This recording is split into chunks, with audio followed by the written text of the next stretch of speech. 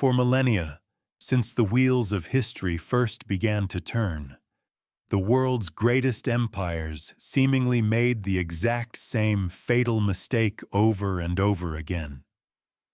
They marched onto the wind-swept Iranian plateau, their swords gleaming under the sun, carrying a blindly arrogant belief that they could wipe this civilization off the face of the earth forever.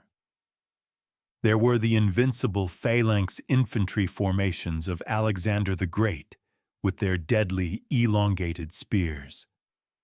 There were the bloodthirsty Roman legions forged in iron discipline.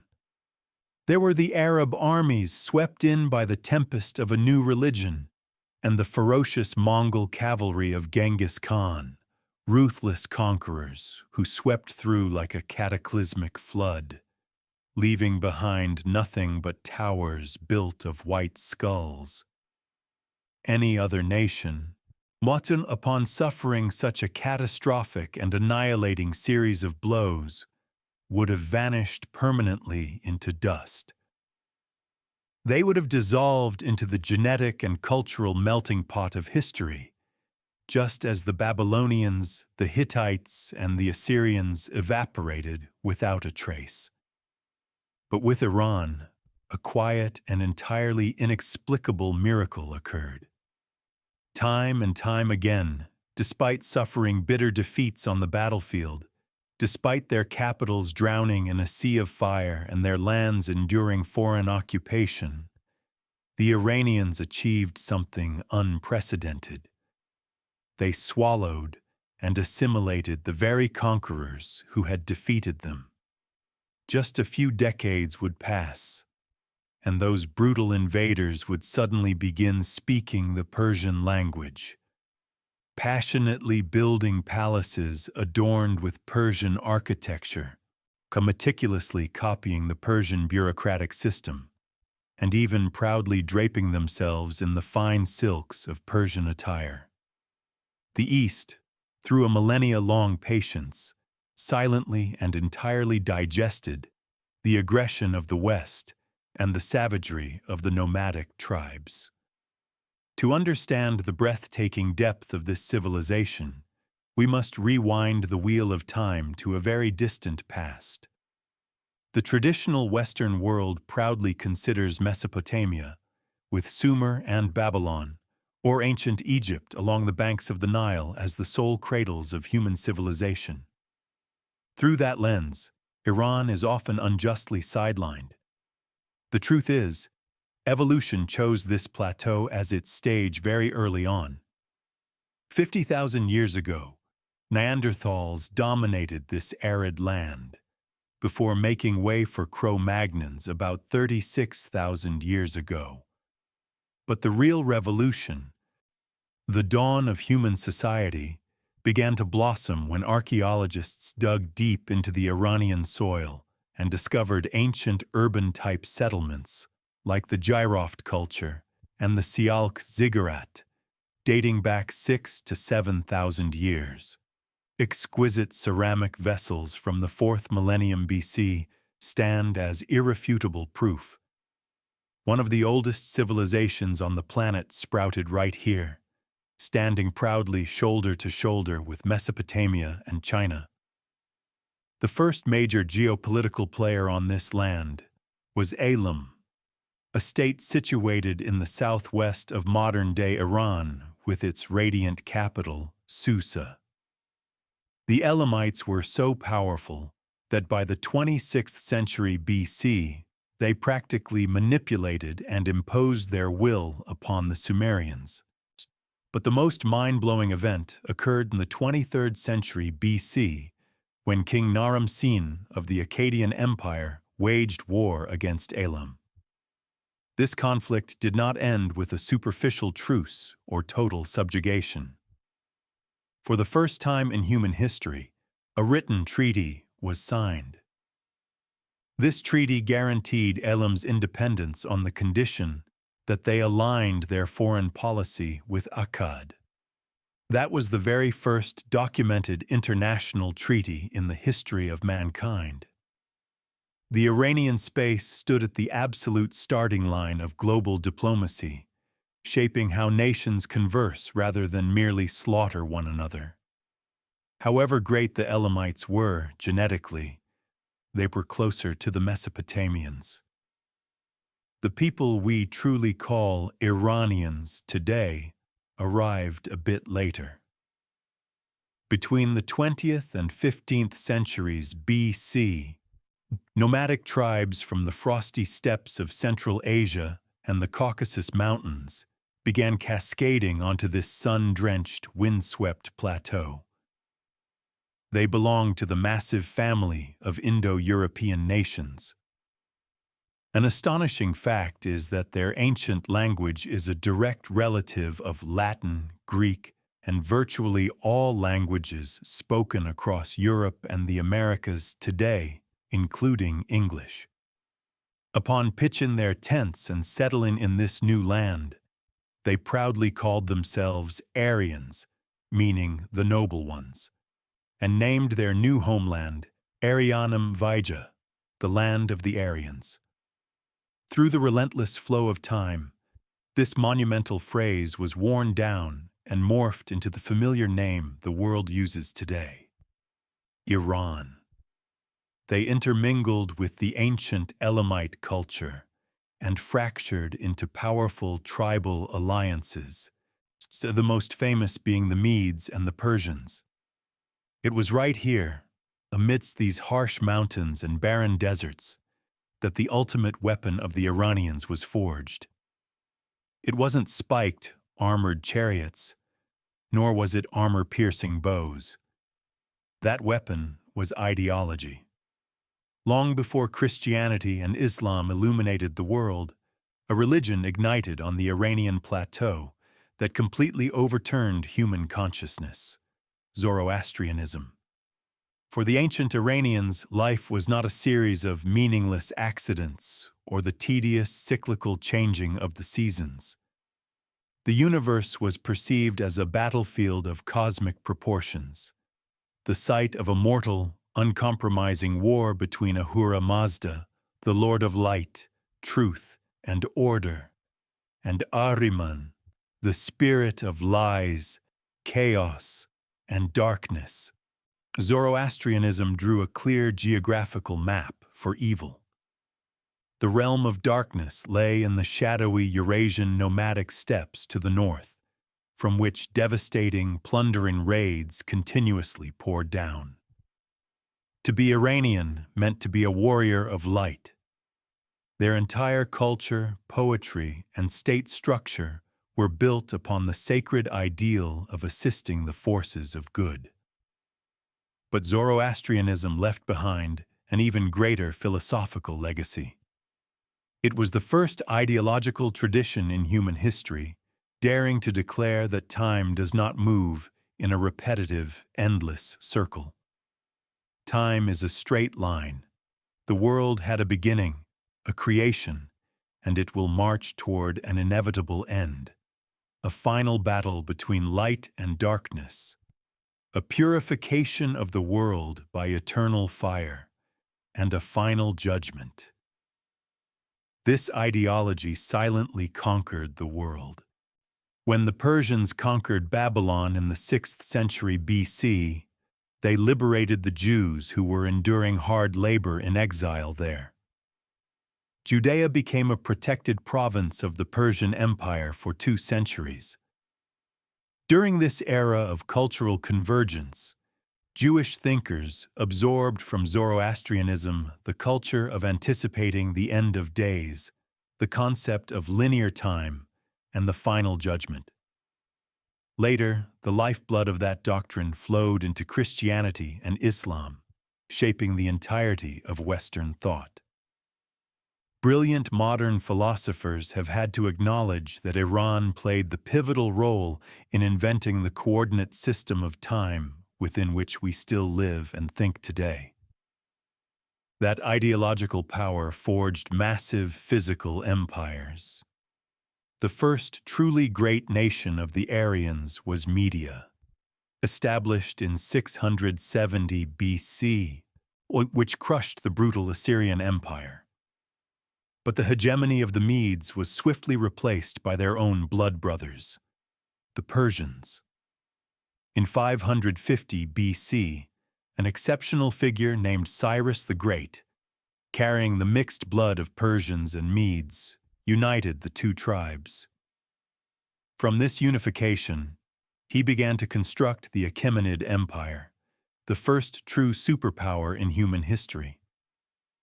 Cyrus was completely different from the tyrants of the past. When conquering Lydia, the Greek city-states in Asia Minor, or magnificent Babylon, he did not level their temples, he did not desecrate their gods, nor did he enslave their people. He built a monumental empire founded on tolerance and respect. His successor, Darius I, expanded the borders from the Nile Valley in Egypt all the way to the distant Indus Valley. Nearly 50 million people, half of the Earth's population at the time, lived under the shade of the Persians. Darius was an organizational genius. He divided the country into 20 administrative districts called satrapies, applied a unified tax system, minted the globally circulated gold Daric coins, and laid down a colossal network of roads, allowing the Royal Postal Service to gallop at the speed of light for that era. However, ultimate glory is often accompanied by tragedy.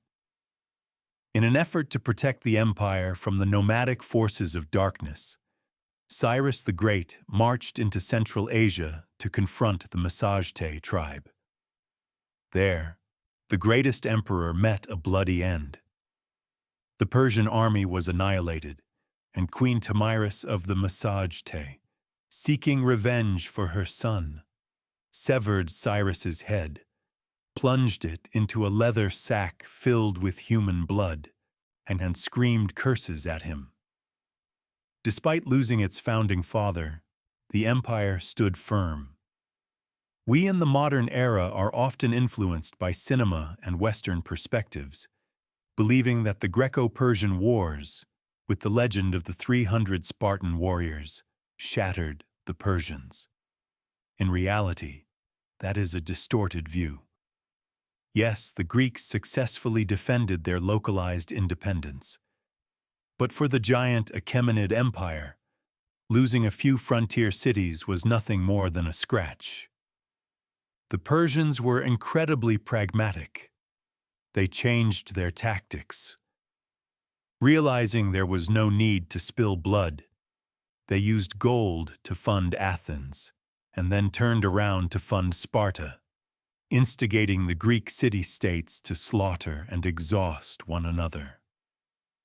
Ultimately, in 387 BC, the drained Greeks were forced to bow their heads and sign a humiliating treaty under terms dictated by the Persian king. Persia became the true master of Greece without wasting another arrow. True collapse only arrives when an empire bloats excessively, exceeding the control of a weakened central government. A great young king from Macedonia seized this exact moment. In 330 BC, Alexander the Great and his phalanxes ruthlessly crushed the Persian army, setting the magnificent capital of Persepolis ablaze until it was nothing but ash. It seemed as though 1,000 years of Iranian history had ended, but it was precisely in this darkest moment that the millennia-old survival mechanism of the Iranian people was officially activated. Eastern culture began to slowly devour its Western conquerors. Alexander the Great himself, the very man who burned Persepolis, began to shed his Macedonian armor, to drape himself in Persian silk, and forced his generals to adopt the strict court rituals of the Persians. The superficial policy of Hellenization, choked to death in the dense, profound, ancient worldview of the Iranians. The dust of time swept away the Greek dynasties when, in the 3rd century BC, the Parthians, a fierce Indo-Iranian tribe, rose up, kicked the Hellenistic remnants out of their borders, and established the Parthian Empire. For 5 centuries, the Parthians, utilizing a highly mobile cavalry that struck like tornadoes and their legendary Parthian shot tactic, became the nightmare of the Roman Empire, dealing horrifying defeats to the Roman legions in the Middle East deserts. By the year 224 AD, a new dynasty named the Sassanids took power, and ushering in a brilliant golden age. They created an iron-fisted, centralized state where Zoroastrianism became the exclusive state religion. Society was rigidly divided into castes, forging a colossal machine of war and governance. Sassanid Iran was a true superpower, engaging in mortal, grinding wars that lasted 400 years with Rome and later Byzantium. But those 4 centuries of relentless warfare, though majestic, drained Iran of its blood, reducing it to a crumbling giant. That exhaustion opened the gates for a terrifying sandstorm to strike. In the mid-7th century, an unprecedented force rose from the scorching deserts of the Arabian Peninsula, the Arab Caliphate. In 651, the Persian capital fell, and the last Shah of the Sassanid dynasty was betrayed and cowardly murdered. All of Iran sank under Arab domination, bringing with it Islam and the Arabic language. The sacred flame of Zoroastrianism began to fade. Everyone thought Iran would be completely Arabized like Egypt or Syria. But the Persians, once again, worked their magic. Though crushed militarily, the Iranians unleashed a devastating cultural counterattack. The Islamic Arab Empire grew increasingly, heavily dependent on the brilliant minds of Persian bureaucrats, scholars, and poets. The Arab caliphs had no choice but to borrow the sophisticated state management system of the Persians. The Farsi language surged powerfully, becoming the language of poetry, science, and philosophy throughout the entire Islamic world, permanently preserving the soul of the nation. Just as the Iranians adapted to the shadow of the Arabs, a literal apocalypse rained down from the north.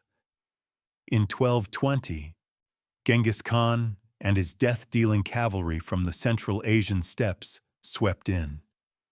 They slaughtered the entire populations of major cities and leveled thousand-year-old irrigation systems. Tears and blood stained the rivers red. But strangely enough, when those barbarians settled down, the process of assimilation repeated itself.